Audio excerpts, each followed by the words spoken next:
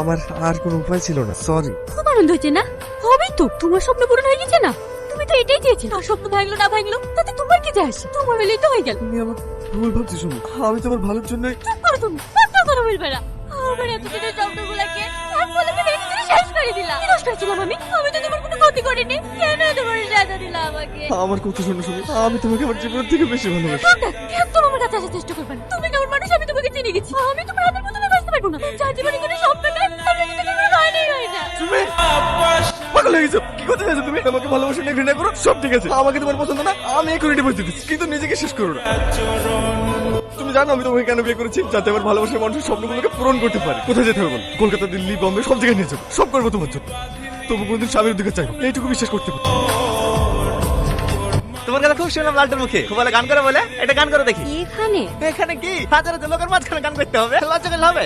আমি যখন তোদের কাছে কাজ ছেড়ে সিনেমার লাইনে ঢুকলো, আমাকে কি রোল দিয়েছিল জানিস? সেটা একটা আন্ডারপ্যান্ট পরি স্টেশনে পেপার পরে রোল দিয়েছে। লাখ লাখ লোক করে দিয়েছে, আমি না করলে তার একজন করি। তখন কি আর এই জায়গাটা পাতো? এখন প্রত্যেকটা সিনেমায় আমাকে দেখতে পাবে। বাহ, তুই তো তাহলে ভালো জায়গায় পৌঁছে গেছিস। সেটাই তো বলছি, লজ্জা করলে জায়গা পাবে। গাও ভাবি গাও, শিরে গাও। ভালোবাসা ছিল মনে একা, তুমি সাথী হয়ে দিলে দেখা। আহা, খুব সুন্দর খুব সুন্দর।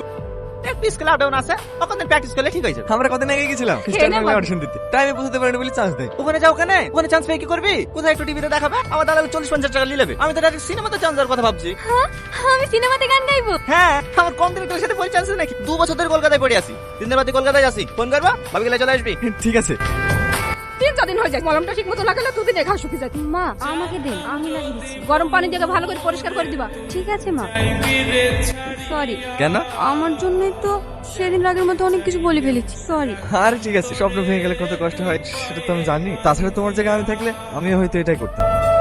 তুমি কষ্ট পেলে কিন্তু আমিও কষ্ট পাবো। তুমি অনেক ভালো, আমি তোমাকে ভুল ভেবেছি। আরে বাবা ঠিক আছে, ওসব কথা বাদ দাও তো। কিরণ ফোন করেছিল, কালকে যেতে বলেছে। ওনাকে একটা ভালো ডিরেক্টরের সাথে কথা বলেছে, ভালো করে প্র্যাকটিস করো। গান শুনি জানি পছন্দ হয়েছে।